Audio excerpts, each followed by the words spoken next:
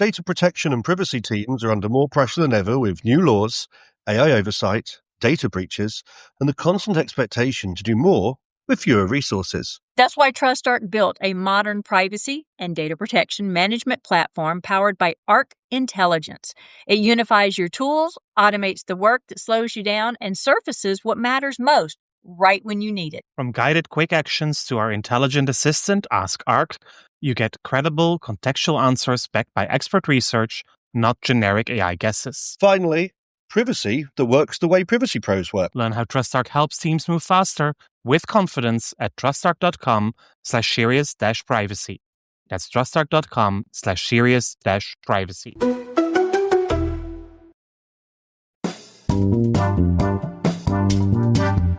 You're listening to Serious Privacy by TrustArc.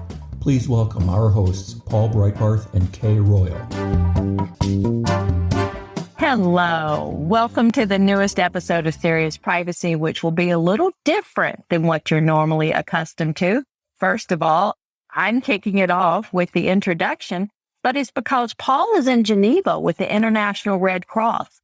So I'm not going to interject false commentary throughout his interview, because I want you to get that authenticity of the interview as it actually occurred. What I'm fascinated with about this podcast is that the International Committee of the Red Cross actually is considered an international organization. And a lot of people misunderstand that term when it comes to the GDPR. They think it means an organization that does business internationally rather than looking at the definition, which means these almost uniquely their own sovereign organizations, such as the Red Cross.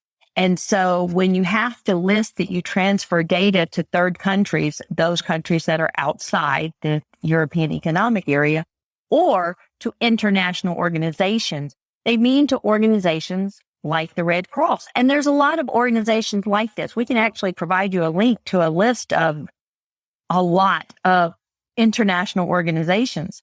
So enjoyed the session. I'm looking forward to seeing your comments or your questions on it as we post it live. And thank you for joining us. I'll say bye at the end.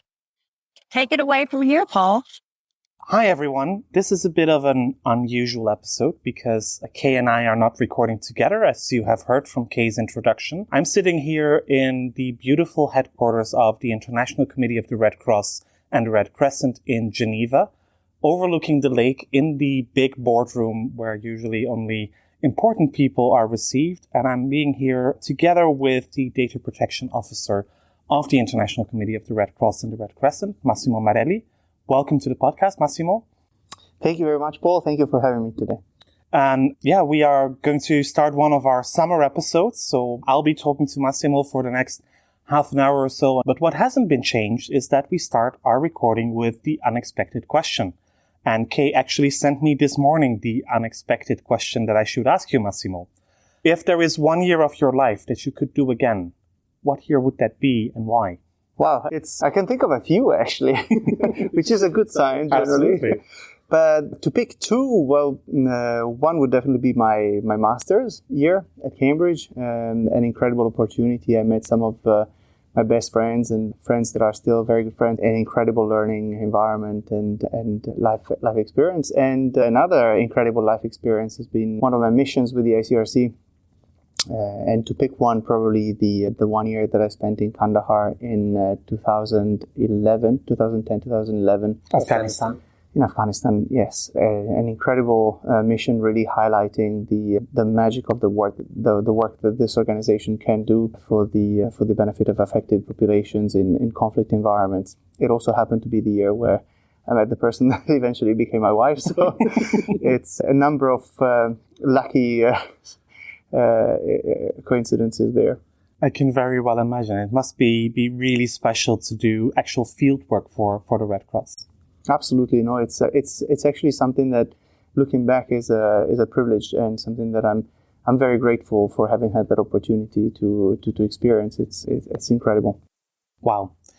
I guess for me, it would be my Erasmus year that I would do again. It's one of the best years during my student years, living abroad in Bordeaux, waking up with the views over the vineyards. Also made quite a few great friends. Unfortunately, I lost touch with many of them, but it's still, the memories are very dear. But maybe there are also some things that I would do slightly different. For one, I wouldn't live on campus anymore. I would just want to live downtown instead of in a 9 square meter student accommodation that is very behind anything that you would expect from comfort. But that's the way that student accommodation was, and maybe still is in France, at least at those days. But the year itself was amazing. Being able to live abroad for a year was absolutely a great chance. So yeah, I would do that here again. So I told you we are sitting here at the International Committee of the Red Cross. You have done field work, but you are now the data protection officer. So how did you end up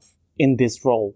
How did you end up from being in the field to being in the headquarters?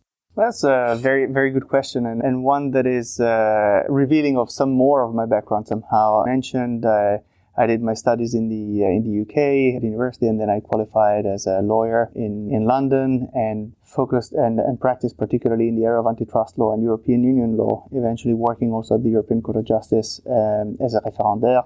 So very much a European regulatory background, and then until the point when I decided that I had to pull out that dream in the drawer that was working for the ICRC in the field, and I from all of a sudden from Luxembourg I found myself in South Sudan doing field work, and after a couple of years in the field, I realized that yes, I was very grateful for the opportunity of working in this kind of environment and in this kind of line of work. Yet I was still missing a little bit my previous life and my regulatory lawyer background, and so somehow an opportunity arose that brought together, or had promised to bring together, my schizophrenic profile of lawyer and humanitarian operator. And so what does the Data Protection Office of the Red Cross do?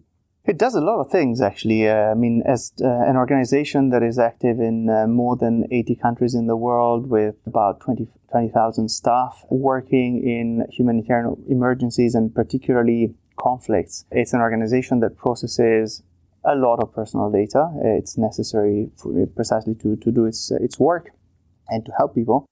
And it processes sensitive data of vulnerable populations and in volatile environments. So it's quite lots of refugees, people in armed conflicts, those kind of situations. People deprived of freedom due to conflicts, or people that are wounded or sick, linked again with the humanitarian emergencies, migration, natural disasters, and so on. So unaccompanied minors, separated families. So yes, definitely there's a lot of work. And what we do is to ensure the application of the ICRC rules on personal data protection, that are the rules that apply to the processing of personal data at the ICRC, and accompany the organization in compliance with the rules, prepared to accept and handle any requests or complaints that may be raised. We haven't had that many at all, fortunately. And we also have a number of our other work streams beyond the supervisory role in the application of the rules, and some that are, for me, particularly important, like, for example, pushing for a deeper reflection in the humanitarian sector around the implications of digital transformation and the adoption of complex technologies in humanitarian work, and a reflection on how these can be properly and responsibly leveraged without necessarily compromising respective rights of individuals. On the contrary, to further those rights and to further the protection that we can leverage. So a reflection around policy technology, which led to the publication of a handbook, a work stream around learning and education. We're here today because we have been running together the first edition of the training and certification program for data protection officers in humanitarian action with the University of Maastricht, and also research and development, which is now one of the latest additions to our work streams, but I think one probably of the most important ones. So you mentioned the rules of data protection for the International Committee of the Red Cross. That means that you are not subject to the GDPR or any other national data protection law, correct? So that's correct. So along the lines of the practice of all international organizations, the ICRC has its framework to govern personal data protection that is based on the ICRC rules on personal data protection, the supervisory role of a data protection office, and an effective remedy provided by the Data Protection Commission. The rules at the ICRC are largely based on the internationally accepted principles and requirements around data protection as reflected in the latest generation data protection instruments like GDPR, Modernized Convention on 8, and so on. So you still work on the basis of having a proper legal basis, a transparency requirement, proportionality, accountability, all those kind of issues that we've also been discussing in many of our previous episodes, but they would also apply to the ICRC. Absolutely. And then the handbook that you mentioned, is that basically writing down everything that you do at the ICRC, or is it more than that? It's definitely more than that. It's somehow, there's a first section that looks at the principles of data protection and tries to really contextualize them in the extreme circumstances of humanitarian action, provide examples, reflecting on the challenges of applying some of these principles and possible ways of navigating those challenges. We discussed it over the last couple of days in the course. What does it mean to get consent in contexts that are such as those that I highlighted earlier, where you have very vulnerable populations, sensitive information, volatile environments, so very, very specific challenges. But then it's a handbook that is there to really accompany the sector into responsible adoption of technologies, to make sure that in facing digital transformation and looking at technologies, we don't fall into either of one of the two problematic approaches, which one being not knowing exactly what risks apply or how to navigate them. The risk is you may sleepwalk into big problems by adopting technologies, not really mastering them or knowing what those technologies may involve, or in a very precautionary manner, not being aware of what the risks are, deciding not to engage in the adoption of any technology, which is equally not helpful and not useful for a sector that is increasingly being called to do more with less and to be more present to accompany affected populations in emergencies, affected populations that increasingly themselves demand connectivity, increasingly demand proximity based on digital tools, and we need to be able to respond to the evolving nature of needs in humanitarian emergencies.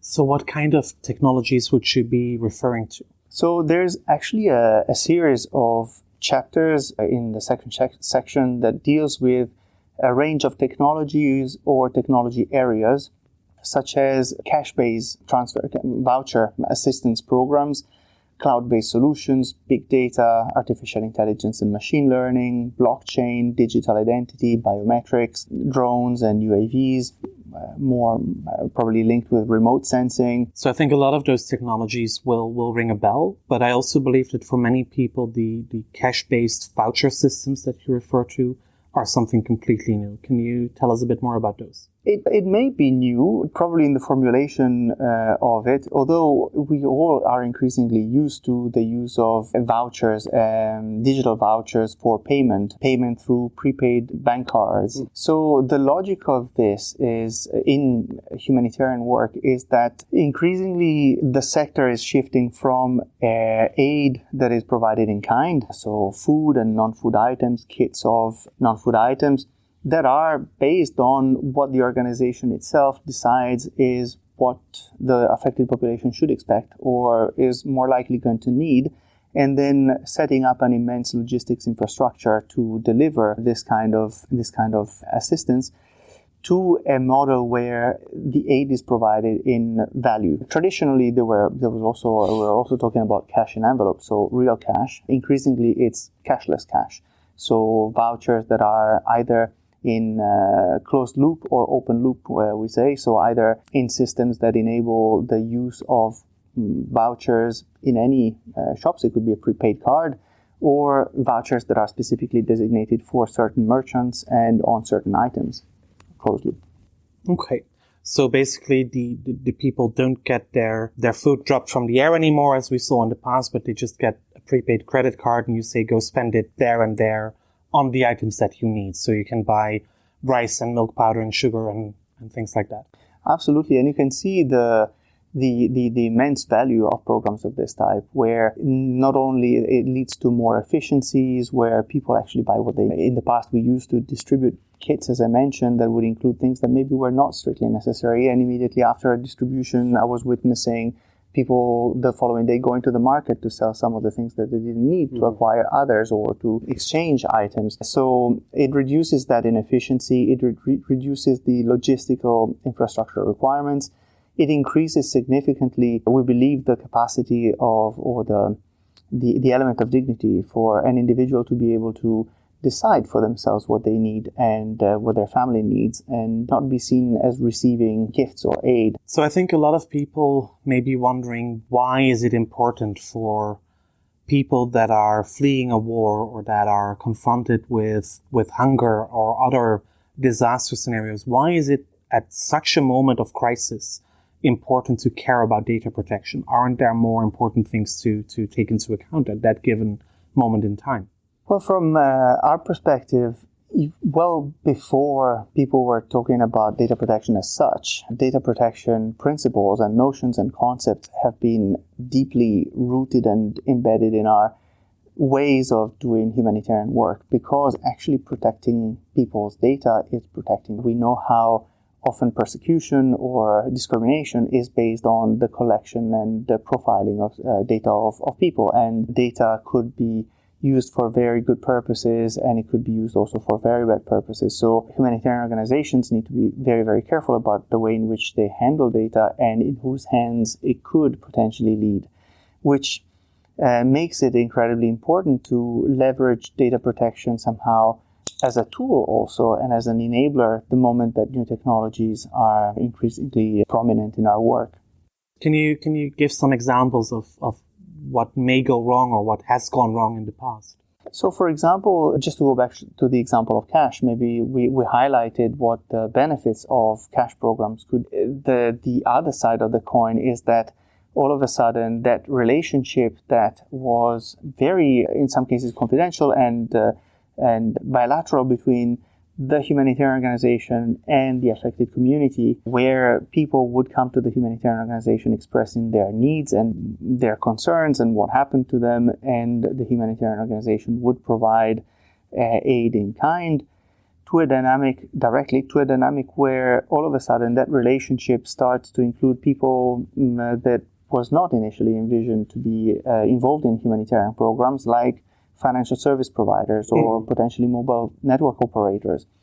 Mobile network operators and financial service providers that may have drivers for their action that are not strictly necessarily exclusively humanitarian for sure, and therefore they may have commercial drivers. We know that increasingly the data that is generated and processed as part of the financial industry, or cash, mobile money, and so on, can be used to profile individuals. Understanding how money is being spent can identify certain patterns of behavior, which in turn identifies a profile, and even be used for predictive analysis of people's expected behavior. So the fact that additional stakeholders may be involved would require a good understanding by the humanitarian organization as to who is exactly involved, in what terms, what obligations apply to them.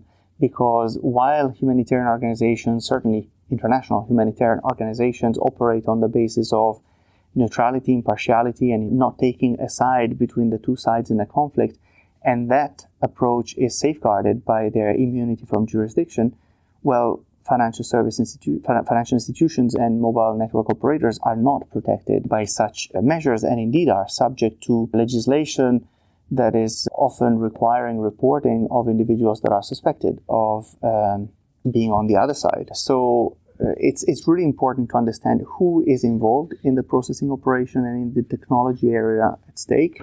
What are the data flows? What are the obligations that are legal obligations to which these processors are subject? And to be able, on that basis, to carry out a proper risk analysis and to be accountable for that risk analysis. So it is still important to indeed respect the foundations of data protection And yet I can imagine very well that it will be quite different in practice from what we are used to in the comforts of the Western world, where most is happening. Providing notice here is usually a click-through page on a website that most people don't even read, but just click OK to get rid of it, or they can indeed look up the privacy notice. But I also think that in the field, probably you are confronted with the fact that a lot of people are not literate, that they are not able to read and write, that you need to be able to inform them in other ways, that you need to become more creative. While we were preparing also for the training course that we're giving this week, one of the examples that struck me that you mentioned to me, I think it goes back to the Balkan Wars, where pictures of people, or no, this was Rwanda, pictures of missing persons were put on a village wall with numbers to help with family linking. Yeah, no, absolutely. There's a lot of very sensitive information involved and sensitive situations, unaccompanied minors, and part of the work to restore family links involves a lot of sensitive situations, and often situations in which really, first of all, fully mapping and understanding the complexity of the environment and the risks that are involved is complex, and then explaining them properly in ways that can be understood is even more complex. That's not to say it cannot be done, and actually often it is the very people whose data has been processed that are much more aware about the risks that are involved. And in fact, designing a program, it is essential to design them with the affected communities to really understand what are the challenges for them, whether they are comfortable with certain situations. And it's not just about informing people about how your program is designed, but it's actually about designing it together. And does the reputation of the ICRC also play a role there? I mean, you are probably one of the oldest, if not the oldest, international humanitarian organization, well respected around the world. Does that give an extra burden to be extra careful? I wouldn't say it's per se a burden to be extra careful. That should actually be the essence of humanitarian work. So even a humanitarian organization that is set up very recently and comes out of nowhere, but that is highly motivated to do good humanitarian work, needs to be extra careful because of the sensitivity of the situation. I think where perhaps the extra responsibility comes is, and that's perhaps what we were discussing a couple of days ago, is the fact that populations trust the ICRC, and they have an expectation that the ICRC or organizations like the ICRC have done proper risk analysis and handle data properly. I was mentioning an example quite recently when I visited one of our operations following at the end of an assistance program to check and assess the perception of affected communities about our data processing. And I mentioned, for example, precisely what we were discussing earlier about cash programs to check whether people were fully informed and aware about the implications of involving third-party processors. And it struck me, one of the answers that we got was, I don't know. I know that you are responsible for it, so I trust that everything has been taken into account and it's been handled properly. So it's very gratifying. At the same time, it's also a big responsibility, and it's highlighting very much how the notion of consent, information, and consent is not necessarily the most suitable way of processing in our line of work. Mm-hmm. So what's next for the Red Cross? I mean, there are lots of programs that you are currently involved in, that you are working on, also trying to expand the data protection function and the visibility of the data protection function within the Red Cross, but also broader in the international humanitarian law community. What's next? What kind of programs are next? I hinted to some of them earlier when I mentioned the learning and education element, the R&D line of work, and these are really very, very important for us. When we discussed the handbook, for us it was very clear that a publication like the handbook, setting out a way or some help in navigating this complex environment, is not sufficient. We cannot risk to have something that has brought together so much attention and work from multiple stakeholders to then just sit on a shelf and get the dust. So for us it was clear we had to find ways to make sure that had impact and would help the humanitarian sector improve and leverage technology further. So one of the lines of work is definitely learning and education. And I mentioned this course that we have developed together with the European Center on Privacy and Cybersecurity at the University of Maastricht, and with a number of other partners in the humanitarian sector that have been working with us for a long time in this space, to make sure that that knowledge becomes the everyday knowledge or the everyday reality of people who are trained and comfortable advising and applying this knowledge across the world. And this is not just limited to the Red Cross. Let's just be clear about that. This is anybody who is working in humanitarian action can join this certification course, whether they are from UNHCR or UNICEF or Médecins Sans Frontières, World Food Program, or any other kind of humanitarian organization, how big or small that they are. Absolutely. And we have a particular attention and support for national societies of the Red Cross, supporting their participation, but the course is absolutely open and indeed wants to be open to the humanitarian community, from large UN agencies to local NGOs and so on. So along the line of education, we're also working on some trainings that are aimed at bridging the gap that we all conscious of and aware of in the privacy community, which is that gap between the lawyers and the technical experts. And yes, that's still a big gap. And it's a gap that is very problematic because it's an obstacle to proper application of data protection rules. When we have lawyers who approach technical experts and say, but we need to put encryption here, that's already minus 5 points in credibility for the technical experts, because they will have thousands of questions. What do you mean we need encryption here? What kind of encryption are you talking about? Are you talking about encryption at rest, in processing, in transit? Partial encryption, end-to-end encryption, according to which standards, what hashing would you need, and so on. And what do you do with the key? Who has it? How do you secure the key? And all that. So we really need to make sure that the lawyers and the people who work in this field are prepared to engage in questions of this type and are prepared to really guide and help the technical experts who are working on a project to get it right. In most cases, people really want to get it right. Just need to make sure that people have the tools to be able to engage. So these are some of the other trainings that we're working on. And the other big thing that we're pushing for at the moment is research and development. Basically, in the handbook, we try to provide guidance to navigate some of these technology areas. Say, if you do this, it'll be fine. Mm-hmm. We also highlight and identify the fact that actually, in some cases, no matter the governance, there will still be problems. And in order to be able to leverage a particular technology or technology area, we actually need to push the state of the art in the technology, driven by humanitarian drivers. One example is the use of biometrics.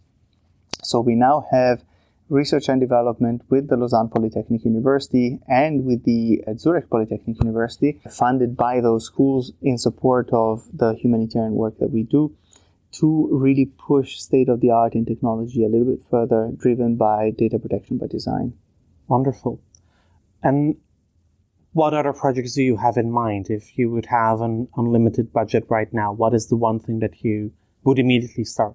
I would just go faster with the research and development, actually, because often so much trouble comes from the fact that the technology areas that are being explored and used are not mature enough for use in these extreme circumstances. And that would really be, if I think of impact, beneficial impact on affected communities, an improvement in the capacity of biometrics to deliver and to be leveraged in do no harm manner is really the biggest challenge. So if there are among our listeners privacy professionals or companies that say, well, this sounds like great initiatives and we want to be able to support that, how can they do that? What are their options to be able to help you with these kind of initiatives? That's a very good point, actually, a good question.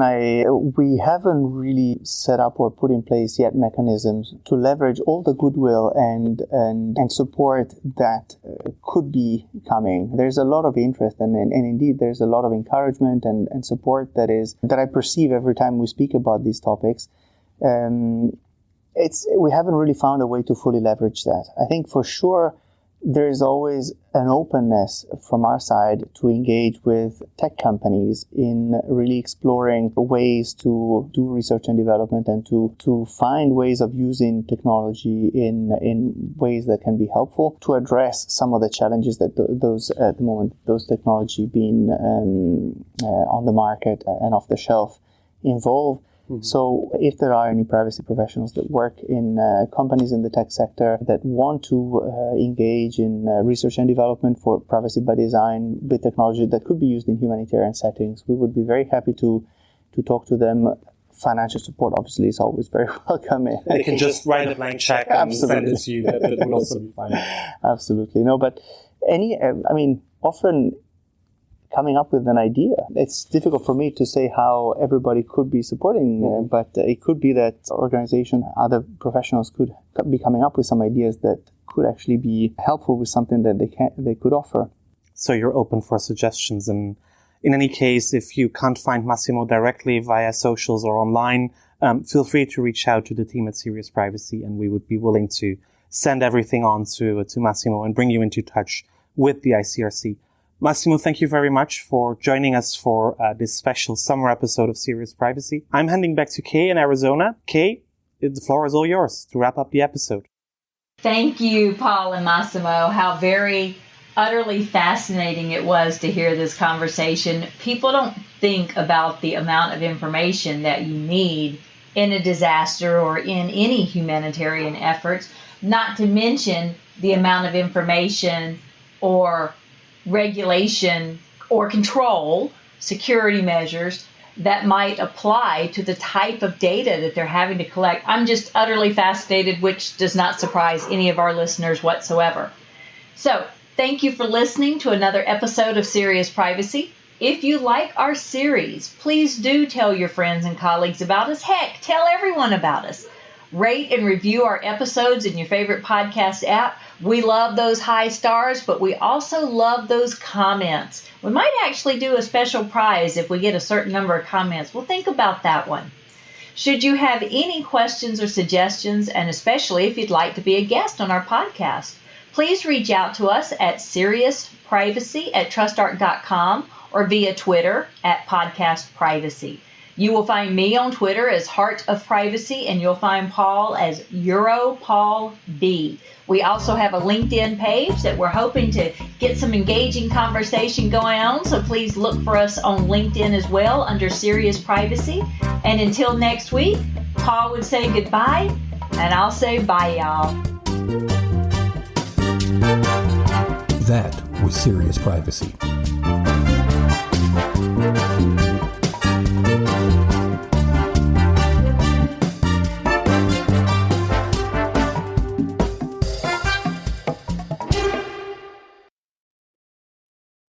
If you're a data protection or privacy professional, you already know the pressure. Non-stop regulatory change, AI oversight, internal demands, and the expectation to somehow stay ahead of it all.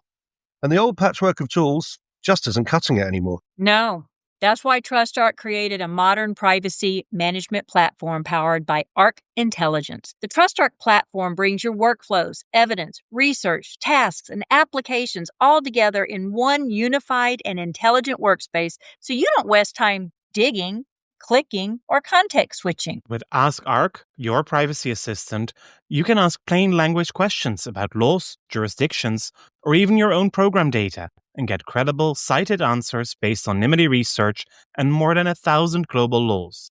It's explainable, transparent, and purpose-built for data protection and privacy. So if you need to add a vendor, create a cookie banner, or start an assessment, quick actions take formally complex tasks, turn them into bite-sized guided workflows to save you time. It's a platform that thinks like you, works like you, and helps you move faster with confidence, whether you're a seasoned DPO or you're just getting started. See how modern privacy gets done. Explore Arc at trustarc.com/serious-privacy.